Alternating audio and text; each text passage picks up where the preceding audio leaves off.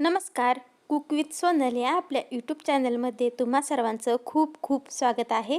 तर आज आपण वाळवलेल्या हरभऱ्याच्या पानांची भाजी बनवणार आहोत.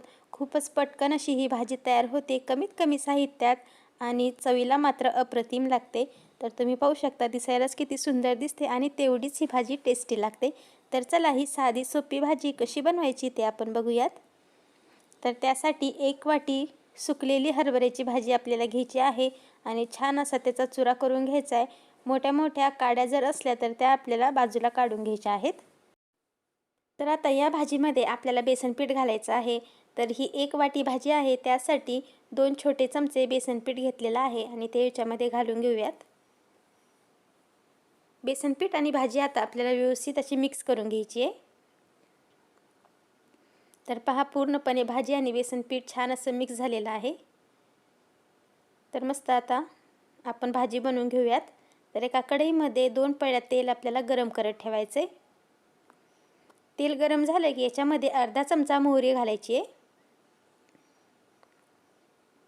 मोहरी छान तडतडू द्यायची आहे, म्हणजे ती कडसर लागत नाही.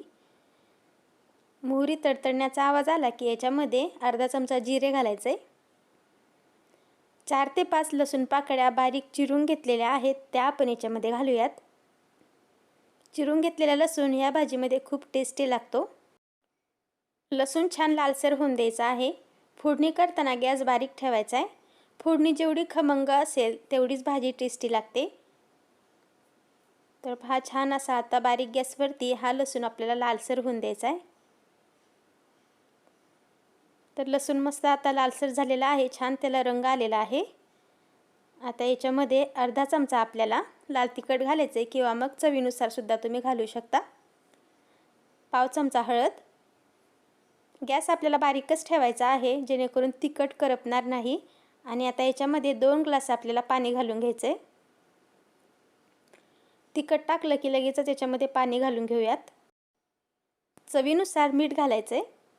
तर मी अर्धा चमचा मीठ या ठिकाणी घातलेला आहे. 2 चमचे मुगाची डाळ घालायची आहे. मुगाची डाळ स्वच्छ धुवून घ्यायची आणि नंतर याच्यामध्ये आपण घालून घेऊयात. थोडीशी चिंच घालायची आहे. तर तुम्ही चिंचेऐवजी 1 टोमॅटो बारीक चिरून सुद्धा याच्यामध्ये घालू शकता. थोडीशी आंबूस अशी ही भाजी खूप छान लागते चवीला. आता याला आपण मिक्स करून घेऊयात आणि मोठा गॅस करून या पाण्याला उकळी आणून घ्यायची आहे. तर पहा, आता पाण्याला उकळी आलेली आहे. छान उकळी आलेली आहे. आता याच्यामध्ये आपण तयार केलेली भाजी घालून घेऊयात, बेसन पीठ आणि हरभऱ्याची भाजी. तर थोडं थोडं असं टाकत आपल्याला ही भाजी याच्यामध्ये घालायची आहे आणि सर्व भाजी टाकून झाली की मस्त अशी मिक्स करून घ्यायची आहे. अजिबात गुठळ्या वगैरे होत नाहीत. फक्त अशा पद्धतीने चमच्याने एक वेळेस त्याला छान अशी मिक्स करायची. तर पहा, मस्त अशी आपली ही भाजी झालेली आहे. तर संपूर्ण भाजी आपल्याला अशी मिक्स करून घ्यायची आहे, म्हणजे कुठेच तिची गुठळी नाही राहणार.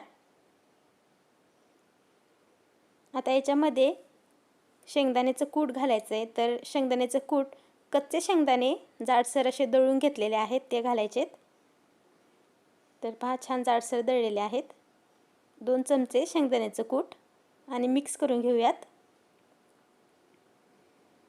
मस्त असा कलर आलेला आहे भाजीला आणि तरीसुद्धा खूप छान आलेली आहे. आता ही भाजी आपण बारीक गॅसवरती 5 मिनिट शिजवून घेऊयात. तर अर्धवट झाकण ठेवून आपल्याला ही भाजी 5 मिनिटे शिजवून घ्यायची आहे. तर 5 मिनिटांमध्ये मस्त अशी आपली ही भाजी तयार होते. पहा, छान अशी आता भाजी दाटसर झालेली आहे आणि मस्त अशी शिजलेली सुद्धा आहे. आता आपण गॅस बंद करूयात आणि ही आपली भाजी तयार झालेली आहे. तर पहा, मस्त असा कलर आलेला आहे, तरी आलेली आहे आणि छान अशी आपली झटपट आणि पौष्टिक ही हरभऱ्याची पानांची भाजी तयार झालेली आहे. ही झटपट होणारी भाजी आवडली असेल तर लाईक करा, शेअर करा आणि चॅनलला सबस्क्राईब करायला विसरू नका. पुन्हा भेटूयात नवीन रेसिपीसोबत. तोपर्यंत बाय.